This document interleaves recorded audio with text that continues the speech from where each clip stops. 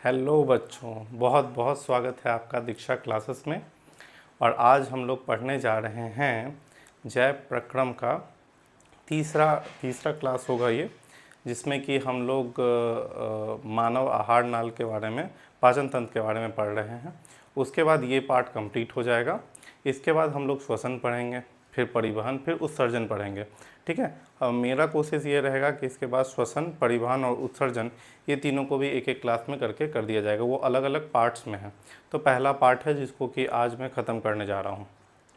तो पढ़ाई शुरू होने से पहले आप लोग अपने मित्रगण को शेयर कीजिए इस वीडियो को, साथ में लाइक कीजिए, सब्सक्राइब कीजिए। ठीक है, क्योंकि मैं आपका ये क्लासेस को रेगुलर वेज में आगे बढ़ा रहा हूँ, तो मैं चाहूँगा कि आप भी कुछ सपोर्ट करो और मन से बोर्ड की तैयारी करो। चलो आज हम लोग देखते हैं, पिछले क्लास में जहाँ तक देखा था आज उससे आगे बढ़ रहे हैं हम। ठीक है, हमने पिछले क्लास में लास्ट में मैंने एक फिगर बनाया था। उसमें मानव पाचन तंत्र के बारे में बताया था कि वो मानव पाचन तंत्र का एक डायग्राम जो आपके बोर्ड्स में आ सकता है, ठीक है, उसे आप कैसे ड्रॉ करोगे उसके बारे में मैंने बताया था। ठीक है, अब उसके कुछ पार्ट्स के बारे में जानेंगे। उतना ज़्यादा डिटेल्स में जाने की ज़रूरत नहीं है, क्योंकि जितना आपके बोर्ड्स में पूछा जा रहा है उसे मैं थोड़ा ज़्यादा ही बता रहा हूँ, ताकि आप उस प्रश्न को अच्छे से कर पाओ और बाकी सारे प्रश्नों को करने में आपकी समझ अच्छी रहे। ठीक है, लेकिन कहीं आपको ये नहीं होगा कि सर ने ये नहीं बताया, ये बोर्ड्स में ऐसा नहीं होगा, क्योंकि कुछ ज़्यादा ही है। क्योंकि बोर्ड के अलावा मैं कुछ रेफरेंस बुक का भी, मतलब एनसीईआरटी के अलावा कुछ रेफरेंस बुक का भी प्रयोग कर रहा हूँ, ताकि मैं उससे के थ्रू आपको पढ़ाऊँ, जिससे आपको कोई दिक्कत ना हो आपके बोर्ड्स के लिए। ठीक है, तो यहाँ लिखा हुआ है मनुष्य का आहार नाल। ठीक है, लिखा हुआ यह एक कुंडलित रचना है जिसकी लंबाई करीब 8 सेंटीमीटर होती है। ठीक है, 8 से 10 मीटर होती है। ये किसकी बात कर रहे हैं? हम लोग बात कर रहे हैं छोटी आंत में, छोटी आंत की लंबाई की। ठीक है, वो लगभग 8 से 10 मीटर की होती है। ठीक है, ये मतलब जैसे जैसे हम बड़े होते हैं उस हिसाब से, लेकिन फाइनल लेंथ जो होता है इसका 8 से 10 मीटर तक का होता है। ठीक है, ठीक है। और हम लोग ये देखने वाले हैं अगला जो है एक छोटा छोटा सा, क्योंकि मैंने लास्ट क्लास में सब हेडिंग दिलवाया था, इसलिए मैं थोड़ा थोड़ा डिटेल सबके बारे में लिख दे रहा हूँ ताकि आप लोग को समझने में आसानी हो। ठीक है, उसके बाद हम बात करेंगे मुख गुहा के बारे में। मुख गुहा, क्योंकि ये सबसे पहला भाग होता है हमारे आहार नाल का, जिसमें कि आपके जीभ और दांत ये दोनों आते हैं। ठीक है, जीभ और दांत सबसे पहले जीभ की सहायता से हम बोलते भी हैं। ठीक है, लेकिन जीभ से ही हम लोग टेस्ट लेते हैं, तभी पिज़्ज़ा, बर्गर ये सबको पसंद आता है। करेला किसी को नहीं पसंद आता है, मेरे को भी पसंद नहीं है। ठीक है, तो और दांत का प्रयोग हम लोग करते हैं खाना खाने में। ठीक है, दांत 4 प्रकार के होते हैं, याद कीजिए क्लास 6 जिसको कि आपने मिस कर दिया होगा। मोलर, प्रीमोलर, कैनाइन, इंसीजर, ये 4 दांत होते हैं। ठीक है, जिसमें कि आगे वाला कैनाइन हो गया, फिर यहाँ पे आगे वाला इंसीजर हो गया, फिर यहाँ कैनाइन हुआ, फिर प्रीमोलर, फिर मोलर। ठीक है, उसके बारे में, उससे क्या करते हैं ना, जिसको कि हम लोग काटने, फाड़ने, ये सब चीज़ में, चबाने के उपयोग में करते हैं, ताकि उससे क्या होता है ना कि जो भी हम खाना खा रहे हैं वो टुकड़ा होता है, फिर उसको हम क्या करते हैं, लार साथ में आके मिलते हैं, लार ग्रंथि से। उसके बारे में आगे हम पढ़ने वाले हैं। वो हमारे मुँह में आता है, सब एक साथ मिक्स होता है। उसके बाद उससे हमारे मुख गुहा से वो धीरे धीरे हमारे पेट तक, हमारे आमाशय अग्नाशय में प्रवेश करता है। आहार नाल की, उसके साथ ही पाचन तंत्र की क्रिया शुरू होती है। ठीक है, आप देखते हैं ये जीभ हो गया, दांत। मैंने छोटा छोटा सा एक एक पॉइंट लिखा है जीभ मुख गुहा के फर्श पर स्थित एक मांसल रचना है। ठीक है, और कोई पूछ देता है क्या होता है, तो क्योंकि ये मांसनुमा रचना है, कोई इसमें और कुछ नहीं है। और ये इसमें टेस्ट बर्ड होते हैं। ठीक ना, या मैंने लिखा है स्वाद कलियाँ होती हैं। ठीक है, स्वाद कलियाँ होती हैं, क्योंकि इससे हम लोग क्या करते हैं, टेस्ट करते हैं। हम लोग को पता चलता है खट्टा, मीठा, तीता, ये सब हम लोग जीभ से ही पता करते हैं। ठीक है, उसमें अलग अलग स्वाद कलियाँ होती हैं। ठीक है, वो भी आपने क्लास 6 में पढ़ा होगा। ठीक है, आगे आते हैं। मुख गुहा की ऊपरी तथा निचले जबड़े पर दांत अवस्थित होता है। हम लोग के ऊपर तथा नीचे, ऊपर भी दांत है, नीचे भी दांत है। ठीक है, ये दोनों पे होता है। प्रत्येक दांत जबड़े मसूड़े से जुड़े होते हैं। ठीक है, इसके ऊपर एक लाल लाल जैसा, एक तुम्हारा पिंकी जैसा स्ट्रक्चर होता है। ठीक है, वो उसी को हम लोग मसूड़ा बोलते हैं, वो सबसे जुड़ा हुआ होता है। और इसका प्रयोग हम लोग मूलतः इसका भोजन खाने में भी उपयोग करते हैं, बोलने में भी उपयोग करते हैं, सब चीज़ में उपयोग होता है इनका। ठीक है, आगे ये लिखा है दंत अस्थि क्षय। ये कब होता है? ये हम लोग में भी होता है जब दांत आपका सड़ता है। ठीक है, मैंने एक पॉइंट दिया था इसको समझने के लिए कि आपके दांत खराब भी होते हैं। दांत खराब कब होते हैं? बचपन में बच्चे लोग चॉकलेट बहुत ज़्यादा खाते हैं, ठीक है, बहुत ज़्यादा बाहर का खाना खाने से, ठीक है, दांत को अच्छे से साफ़ नहीं करने से, ठीक है, दांत सड़ते हैं। उसके अलावा एक समय के बाद, ठीक है, ठंडा गर्म खाने से, क्योंकि दांत के ऊपरी लेयर में, ठीक है, एनामेल होता है, वो धीरे धीरे घिस जाता है। जब वो ख़त्म होता है तो उससे दांत में झंझनाहट शुरू हो जाती है। तो ये सारी प्रक्रिया इससे क्या होता है, जब आपका दांत जो होता है वो ओरिजिनल फॉर्म में ना होकर धीरे धीरे उसमें कमी आने लगता है, मतलब वो दांत आपका कमज़ोर होता है। ठीक है, उससे बचाने का सबसे अच्छा उपाय है, क्योंकि आपके अंदर कैल्शियम की कमी होगी तब आपके अंदर एनामेल कमेगा, तो उसको बढ़ाने के लिए कैल्शियम दिया जाता है। साथ में रेगुलर ब्रश किया जाता है हल्के हाथों से। ठीक है, जिनका दांत सड़ता है सबसे पहली बात तो वो आलतू फालतू चीज़ ना खाएं। बहुत लोग तो गुटखा उटखा खा के अपना दांत ख़राब कर लेते हैं, उन लोगों का कोई कुछ नहीं कर सकता है भाई, वो लोग तो वैसे ही ठीक है। ठीक है, उसके बाद हम लोग आते हैं, ठीक है, मनुष्य के मुख गुहा में 3 जोड़ी लार ग्रंथियाँ होती हैं। अभी हमने बात करा था लार के बारे में। लार क्या करता है ना, वो हमारे खाना भोजन जो हम लोग मुंह में लेते हैं उसमें वो मिक्स होता है सलाइवा, और वो उसी को हम लोग को च्यू करने में हेल्प करता है। ठीक है, और वो हमारे बॉडी के अंदर जाता है। फिर पहला क्या है? पहला है पैरोटिक ग्रंथि, दूसरा क्या है सब मैरिबोलर लार ग्रंथि, दूसरा है सब लिंगुअल लार ग्रंथि। ये 3 होते हैं।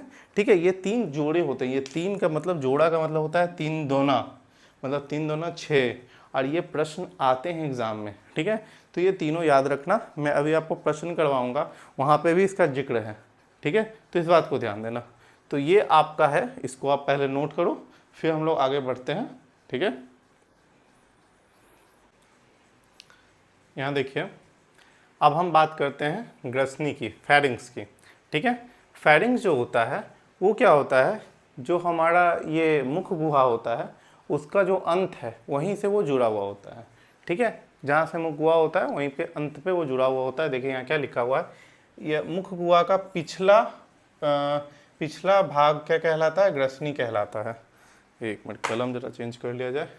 यह पिछला भाग है, यहाँ पे देखिए यह पिछला भाग है, ये ग्रसनी कहलाता है। ठीक है, इसके 2 छिद्र होते हैं। ठीक है, इसी के अंदर जब कभी कभी यहाँ पे 2 छेद हैं, पहले देख ले, एक होता है निगल द्वार, एक होता है कंठ द्वार। निगल द्वार का क्या, निगल द्वार जो होता है वो आपका आहार नाल से जुड़ा हुआ होता है, और वो दूसरा कंठ द्वार जो है वो श्वास नली का होता है। ठीक है, तो कभी कभी हम लोग खाना खाते समय सड़क जाते हैं, जो सड़कना होता है जिसमें कि आप खांसने लगते हो, खाते खाते कभी लगता है कहीं फंस गया है, वो ज़्यादातर यहीं पे होता है। ठीक है, जब निगल द्वार में जो खाना जाना रहता है, कभी कभी वो क्या होता है, वो क्या कंठ द्वार में अर्थात श्वास नली में जाने लगता है। उससे हम लोग को सांस लेने में दिक्कत होता है, क्योंकि वहाँ पे उस हिस्सा, वहाँ पे एक छोटा सा फ्लैप लाइक स्ट्रक्चर होता है जो उसको रोक के रखता है कि ताकि इसके अंदर खाना ना जाए। ठीक है, तो वो, लेकिन कभी कभी ऐसा होता है कि हम लोग गाँव में तो बहुत कोई बोलता है कि खाते समय अगर ऐसा होता है कोई दुश्मन याद कर रहा होता है, लेकिन कितना आदमी का कितना दुश्मन है जो हर समय यादें करते रहेगा भाई, ऐसा थोड़ी ना है। तो एक्चुअली इसका कारण यह है कि आपका दिमाग जब एक साथ 2-3 चीज़ सोचते रहता है तो इस कन्फ्यूज़न में ऐसा होता है। ठीक है, आगे बात करते हैं ग्रास नली, जिसको कि ओएसोफेगस बोलते हैं। ठीक है, लिखा हुआ ग्रास नली भोजन को आमाशय तक पहुंचाता है। ठीक है, अब क्या हुआ, ये जो गट होता है ये यहाँ से लेके ये यहाँ तक, स्टमक तक, तो स्टमक तक ये जो रास्ता होता है इसको बोलते हैं ग्रास नली। ठीक है, ये आमाशय अर्थात स्टमक वहाँ तक क्या करता है, खाना को पहुँचाता है। अब आमाशय होता क्या है?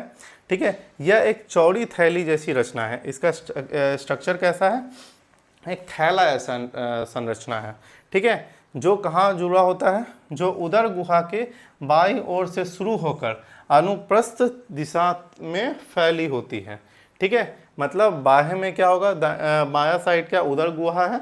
ठीक है, उदर गुहा, उसके बाद उधर क्या है, और ये अनुप्रस्थ, मतलब यहाँ से लेके ये तिरछा इस तरह से ये फैला हुआ होता है। ठीक है, उसके बाद हम लोग देखते हैं क्या, इसके 3 पार्ट होते हैं। ठीक है, अपर, मिडिल एंड लोअर। ठीक है, तो यहाँ पे लिखा हुआ आमाशय का अग्रभाग को क्या बोलते हैं? कॉर्नियक बोलते हैं। मध्य भाग को पाइलोरिक बोलते हैं। पिछला भाग को फुंडलिक बोलते हैं। ठीक है, ये 3 पार्ट्स में आता है, और ये आपके MCQs में ये क्वेश्चन आ जाता है, इजीली बहुत आता है, तो इस बात पे थोड़ा ध्यान लगाना। ठीक है, उसके नीचे हम लोग देखते हैं, इसका एक छोटा सा पॉइंट और लिखा है, आमाशय की कोशिका जगह जगह अंदर की ओर धसी हुई होती है। मतलब उसका स्ट्रक्चर देखेंगे अंदर में तो उसका स्ट्रक्चर इस तरह से होता है, ठीक है। ये एक बैग है और उसका स्ट्रक्चर इस तरह से हो गया, ठीक है। तो जगह जगह से धसा हुआ हो गया ना, एक मिनट, तो क्या लिखा हुआ है, वो जगह जगह से धसे भागों की कोशिका आमाशय ग्रंथि या जठर ग्रंथि, जिसको गैस्ट्रिक ग्लैंड कहते हैं, उसका क्या करती है, निर्माण करती है, ठीक है। आप लोग बायो का बुक खोलो, उसमें देखो एक अच्छा फिगर बना हुआ है, मेरा फिगर तो बहुत ख़राब है, उसमें बहुत अच्छा ऐसे स्ट्रक्चर के बताए हुए हैं, ठीक है, वहाँ देख लेना। हालांकि फिगर एग्जाम में नहीं आता है ये, इसलिए इसके बारे में उतना टेंशन लेने की ज़रूरत नहीं है, नहीं तो फिगर हम ज़रूर बताते हैं आपको, ठीक है। तो वो ये किसका निर्माण करती है, गैस्ट्रिक ग्लैंड, जठर ग्रंथि का निर्माण करती है। ओके, तो यहाँ तक एकदम ध्यान दीजिए अच्छे से, पहले इसको नोट कीजिएगा आप, फिर हम लोग आगे बात करते हैं। यहाँ देखिएगा, अब हम लोग बात छोटी आंत की करते हैं। हम लोग छोटा छोटा सा बस हल्का हल्का जिसको कहते हैं ना पॉइंट लिख के समझेंगे, क्योंकि ज़्यादा लेंदी भी नहीं करना चाहिए अपने नोट्स को, क्योंकि उससे फिर हमें ही बाद में दिक्कत होगी समझने में, ठीक है। तो हमने छोटा छोटा लिखा है। पहला है छोटी आंत। यह आंत आहार नाल का सबसे लंबा भाग है। ये लगभग 8 से 10 मीटर का होता है, ठीक है, सबसे लंबा भाग है। नाम छोटी आंत है लेकिन है बड़ी आंत से बड़ा, ठीक ना भाई। आगे देखते हैं, इसको 3 भाग में बांटा गया है, ग्रहणी, जेजुलम, ठीक है, इलियम, ये 3 भाग में आपका छोटी आंत बटा हुआ होता है, ठीक है। लिखा हुआ है छोटी आंत में भोजन का पाचन पित्त, ठीक है, पित्त जिसे बाइल बोलते हैं, पित्त हमने फिगर बनाया था, ठीक है। ये खाना पचाने के काम करता है, इसका खाना पचाना इसका मेन उद्देश्य होता है, ठीक है। अग्नाशयी रस, ठीक है, अग्नाशयी रस को अग्नाशय अर्थात पैनक्रियाज अपने शरीर से निकालता है, ठीक है।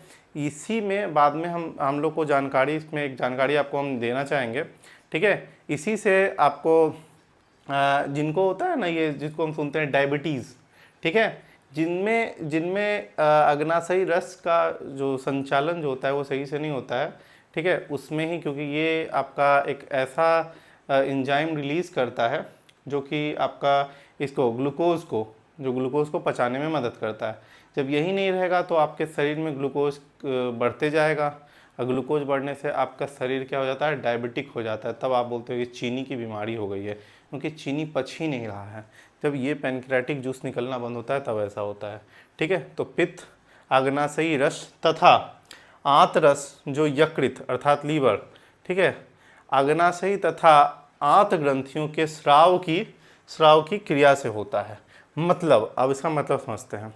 मतलब क्या है कि खाना तो हम खा लिए, लेकिन खाना खाने के बाद खाना पचाने में कितना मेहनत लगता है, कि खाना पचाने के लिए पूरा बॉडी एक साथ आता है, क्या है, उसमें बाइल जूस भी आ रहा है, ठीक है, मतलब अर्थात पित्त भी आ रहा है, अग्नाशयी रस भी आ रहा है, ठीक है, लीवर भी आ रहा है, आंत रस भी आ रहा है, और ये सब मिलके, ठीक है, क्या करता है, क्रिया करता है, पाचन की क्रिया, ठीक है। तो जो भोजन हम लोग खाए वो क्या कहता है ना, अग्नाशयी से आके वो छोटी आंत में जा रहा है, और छोटी आंत क्या कर रहा है, क्योंकि अग्नाशयी से वो भोजन का पाचन शुरू हुआ, क्योंकि उसमें इतने सारे जो रस थे वो सब रस मिले और वो भोजन को पचाए, और वो भोजन पचा के क्या करते हैं ना, एनर्जी का फॉर्म करते हैं, ठीक है। अब क्या होगा, जो भाग बच जाएगा, ठीक है, मतलब जो भाग को शरीर नहीं पचा पाया उसको वो क्या करेगा, उसको वो बड़ी आंत में दे देगा, कि बोलेगा भाई ये सब चीज़ नहीं पच पाया, इसको तुम रख लो, ठीक है।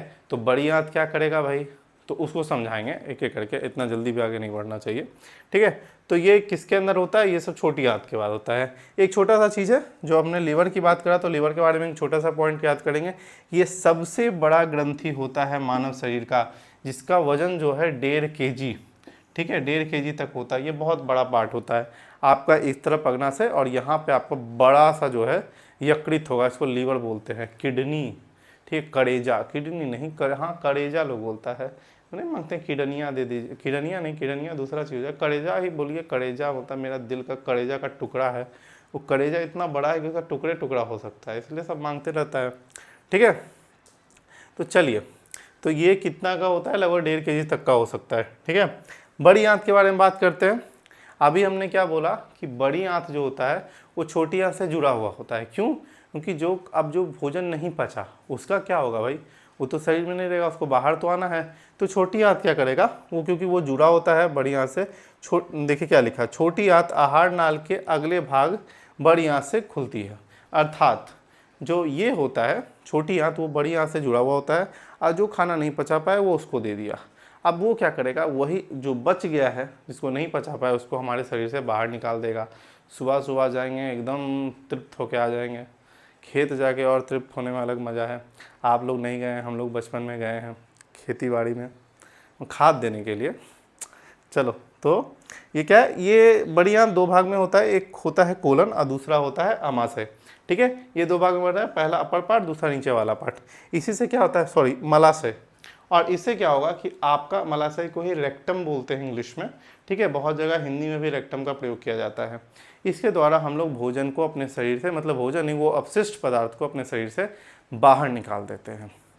तो ये रहा पूरा चैप्टर का, मतलब पोषण का पहला पार्ट तो मैंने आपको बताया।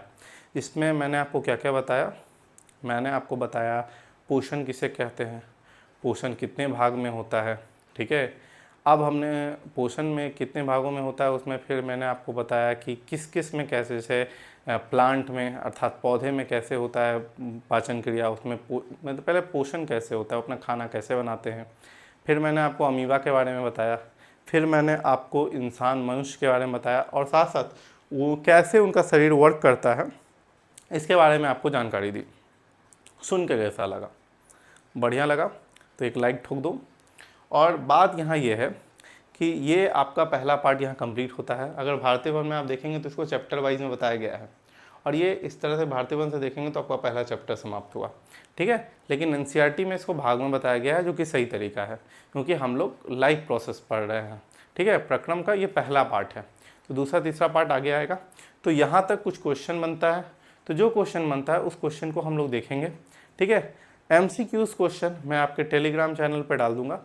ठीक है, और ये नहीं कि मैं आपको क्वेश्चन नहीं करवाऊंगा, अभी सर थोड़ा सा उतने ज़्यादा अमीर नहीं हो पाए हैं, सर वाइट बोर्ड का प्रयोग करते हैं तो थोड़ा दिक्कत है उसमें। मुझे लगता है जब तक आपका एग्ज़ाम नज़दीक आएगा तब तक स्मार्ट बोर्ड आ जाएगा। आप लोग थोड़ा सा खाली लाइक शेयर कीजिए, थोड़ा सपोर्ट कीजिए, ज़रूर आ जाएगा। ठीक है, तब आपको रेगुलर प्रैक्टिस कराया जाएगा, क्रैश कोर्स की तरह, सुबह दोपहर शाम हर समय MCQ ऐसा चलेगा कि सपना में MCQ याद हो जाएगा, बस साथ रहना है। ठीक है, तो कुछ हम लोग क्वेश्चन करेंगे, वो क्वेश्चन क्या है, लघुतरीय क्वेश्चन है, और वो सारा चीज़ हम आपको पढ़ा चुके हैं। आप ये उम्मीद करेंगे सर क्वेश्चन बताएंगे तो उसका आंसर बताएंगे, नहीं, वो सारा आंसर आप खुद बताएंगे। ठीक है, अब जहाँ आपको नहीं याद आएगा वीडियो देखिए, वो वापस से थोड़ा थोड़ा हिंट तो देंगे ही, मेरा काम है हिंट देना, लेकिन ये सारा क्वेश्चन फिर हम लोग जब एक बार कोर्स कंप्लीट करेंगे फिर रगड़ मारेंगे क्वेश्चन को। और अभी आप लोग को MCQ कराने से कोई फ़ायदा नहीं है, क्योंकि आप लोग भी हो महान। आप लोग करोगे क्या, अभी मस्त एकदम पेपर में लिख कर सो जाओगे, फिर जब एग्ज़ाम आएगा अरे कहाँ गया कहाँ गया कहाँ गया, तब सर्च मारोगे। तो उससे अच्छा है एक बार पढ़ा लो, थोड़ा वीडियो उस समय क्या करना ना, डेढ़ पे मतलब 1.5x या 2x पे देखना वीडियो बहुत स्पीड में। और MCQ जब मैं आपको पढ़ाऊँगा तो लगातार एक बार रोज़ हम लोग लाइव क्लास रखेंगे सिर्फ MCQ का, उसके साथ क्वेश्चन प्रैक्टिस का, ताकि आपका एकदम 100%, ठीक है, ताकि इसमें कुछ चूके ना, वो आपका रह जाए। कुछ क्वेश्चन देखते हैं। ठीक है, देखिए मैंने प्रश्नों की संख्या यहाँ सिर्फ 12 रखी है, क्योंकि ये क्वेश्चन जो है वो आपके जो भी अभी तक मैंने पढ़ाया उसके रिवीजन के लिए पर्याप्त है। और इसका आंसर अगर आपको पता है तो अभी तक आपकी तैयारी अच्छी चल रही है, इसके लिए कोई टेंशन की बात नहीं है। ठीक है, जहाँ तक MCQ का बात है, मैं आपको बोल दिया कि वो आपके टेलीग्राम चैनल पे चला जाएगा। आप अभी तक ज्वाइन नहीं किए हो तो टेलीग्राम चैनल अब ज्वाइन कर लो। ठीक है, और जब अंत समय आएगा तो MCQ का बहुत प्रैक्टिस किया जाएगा, उसके लिए आप निश्चिंत रहो। तो पहला क्वेश्चन है, जीवों के लिए पोषण क्यों आवश्यक है। पोषण इसलिए आवश्यक है क्योंकि हम लोग को एनर्जी की आवश्यकता होती है। एनर्जी कहाँ से मिलेगा, पोषण से ही एनर्जी मिलेगा। ठीक है, उसी से अगर हमारे शरीर में कहीं घाव हो गया या कुछ भी हो गया या कहीं कट फट गया तो अगर रहता है तो पोषण से ही क्या करते हैं, एनर्जी मिलता है, प्लेटलेट्स बनता है, वाइट ब्लड सेल बनता है। ठीक है, वही फिर चल के उसको ठीक करता है। पोषण कहते किसे हैं, पोषण कहते हैं जिसके द्वारा जीव अपना जीवन यापन, मतलब भोजन खा के एनर्जी प्राप्त करके अपना जीवन यापन करते हैं, जीवन चलाते हैं। ठीक है, उसे पोषण कहते हैं। ठीक है, इसका मैंने अच्छे से एग्जांपल आपको लिखाया है। पोषण मतलब जिसे न्यूट्रिशन, जिसे एनर्जी मिले, वही तो पोषण है ना। फिर क्वेश्चन है स्वपोषण क्या है। स्वपोषण मतलब ऑटोट्रॉपिक्स, मतलब वो ऐसे जीव जो अपना भोजन स्वयं बनावे। पेड़ पौधा प्रकाश संश्लेषण करता है, अपना भोजन स्वयं बनाता है। बाकी मैंने आपको जानकारी दिया है। ठीक है, तो वो हो गया।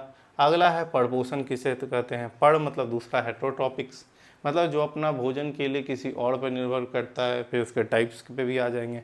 तो अगर आपको पूछता है स्वपोषण, तो भी आप उसको अच्छे से एक्सप्लेन करो। अरे भाई बहुत टाइम होता है, 3 घंटा लिखता है ना, मतलब 2 घंटा 45 मिनट जो आप लोग को देता है, या MCQ दोनों के लिए मिला के जितना टाइम भी आपको रिटर्न के लिए देता है, मेरे समझ से बहुत टाइम है। आपका कॉन्सेप्ट क्लियर होना चाहिए, लिखने का तरीका थोड़ा लिखो, रेगुलर लिखते रहो तो फास्ट हो जाएगा। बहुत टाइम होता है। आप ऐसा लिखो कि ऐसा नंबर दे कि तुम ही जिला टॉप करो, बस ये दिमाग में रखना है। तो कब, जब आप अच्छे से लिखोगे तब। स्वपोषण क्या कहता है, अच्छे से लिख दो। ठीक है, पूरा एग्जाम्पल। परपोषण क्या है, परपोषण का टाइप भी लिख दो। ठीक है, कि तुम पूछोगे हम इतना अच्छा बताएंगे तुम सोच नहीं सकते, तब बात हुआ। ठीक है, फिर हो गया मृतजीवी पोषण, किसे कहते हैं। जो अपना डेड और डिकेइंग चीज़ से अपना पोषण प्राप्त करते हैं, मरे हुए जीव जंतुओं से। ठीक है, जिसमें हमने मशरूम की बात करी थी। ठीक है, उसके बाद आते हैं कौन, प्राणी संपोषण, होलोजोइक न्यूट्रिशन, अमीबा में हो गया, इंसान में, मतलब जो बड़े जीवों में होता है उनके बारे में। फिर है पत्तियों में, पत्तियों को प्रकाश संश्लेषी अंग क्यों कहा जाता है, क्योंकि इसके द्वारा ही पौधों में भोजन बनाया जाता है। और पत्तियों के द्वारा ही क्यों बनाया जाता है, क्योंकि पत्तियों में क्लोरोफिल मौजूद होता है, और क्लोरोफिल में ही वो क्षमता होती है जो प्रकाश को ट्रैप कर सके। ठीक है, उसके बाद क्या है, मनुष्य में भोजन पाचन कैसे होता है, एलिमेंट्री पाचन तंत्र के थ्रू।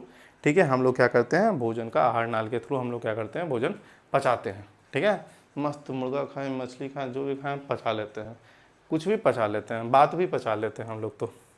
ठीक है, उसके बाद क्या आता है, मनुष्य में, हाँ, मनुष्य के मुख गुहा में कितने जोड़े लार ग्रंथियाँ होती हैं।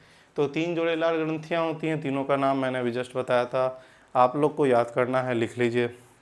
अगला क्वेश्चन है, मनुष्य में अमाशय कितने भागों में बटा होता है। तो ये भी 3 भाग में बटा होता है। सबसे ऊपर वाला, फिर मध्य, फिर निम्न, मैंने तीनों का नाम बताया, नोट किया हुआ होगा, देख लेना। अगला है, मनुष्य में छोटी आंत की लंबाई क्या होती है। वो भी मैंने बार बार बताया, एक नहीं 2 बार बताया। वापस जाओ, कॉपी पलटो और देखो, थोड़ा सा याद भी होगा भाई उसी बहाने। ठीक है, तो यहाँ तक हमने जो करा वो क्या था, वो था ये जैव प्रक्रम का पहला पार्ट। ठीक है, इसमें पोषण का सारा काम कंप्लीट हो गया। हमने जो आपको पढ़ाया है ये आपके बोर्ड्स के लिए पर्याप्त है। इतना आप रिवीजन कर लिया, आपको कोई भी एक्स्ट्रा चीज़ का ज़रूरत नहीं है। ये जो क्वेश्चन बताया, ये क्वेश्चन आपके वो रिवीजन, क्विक रिवीजन के लिए था। ठीक है, डिटेल्स मैं बार बार बोल रहा हूँ कि इसके अलावा एक बार तो ऐसा रिवीजन होगा। ठीक है, मैराथन होगा जिसमें कि 4-4 घंटे का, एक दिन 4 घंटे में पूरा बायो रिवीजन कर लेंगे अपना। मेरा तो लगातार क्लास रहेगा भाई, आप ब्रेक लेके देख सकते हो, लेकिन लाइव क्लास चलेगी जब होगा। फिजिक्स का भी चलेगा, बायो का भी चलेगा, मैथ्स का, मतलब आपका ये केमिस्ट्री का भी चलेगा, सबका चलेगा। ठीक है, सबका मैराथन क्लास जब स्टार्ट करेंगे, ताकि जब आपका बोर्ड्स नज़दीक आ जाएगा उस समय, उस समय याद रहता है। ठंडी का समय होगा, मस्त रजाई में घुस के एकदम पढ़ना, मज़ा आ जाएगा। ठीक है, यहाँ तक इसमें कोई दिक्कत नहीं होनी चाहिए। अब अगला भाग जो है वो श्वसन का है, उसको हम लोग अगले क्लास में करेंगे। ठीक है, तब तक के लिए आप लोग रिवीजन करें, अच्छे से पढ़ाई करें। ठीक है, बोर्ड्स अभी दूर है, लेकिन वो ऐसा भी दूर नहीं है कि नहीं आएगा। उसमें छठ पूजा है, दुर्गा पूजा है, तो आपका टाइम तो ऐसे बीत जाएगा, पता ही नहीं चलेगा। सावन आ गया, आप लोग जले चढ़ाते रह जाओगे और आपका किताब पे भी जल चढ़ जाएगा। इसलिए थोड़ा सा भगवान का पूजा करो और पढ़ाई लिखाई पर भी थोड़ा ध्यान दो। ठीक है, और मिलते हैं नेक्स्ट वीडियो पर। अगर अच्छा लगा हो, नहीं भी लगा हो, तो भी नए नए क्रिएटर बने हैं यूट्यूब के, हालांकि थे बहुत दिन से, लेकिन अब स्टार्ट किए हैं। ज़रा सपोर्ट करो कि थोड़ा निखिल सर का कॉन्फिडेंस भी बूस्ट हो, और बोले नहीं हाउस द जोश, तो हमेशा बोले हाय सर।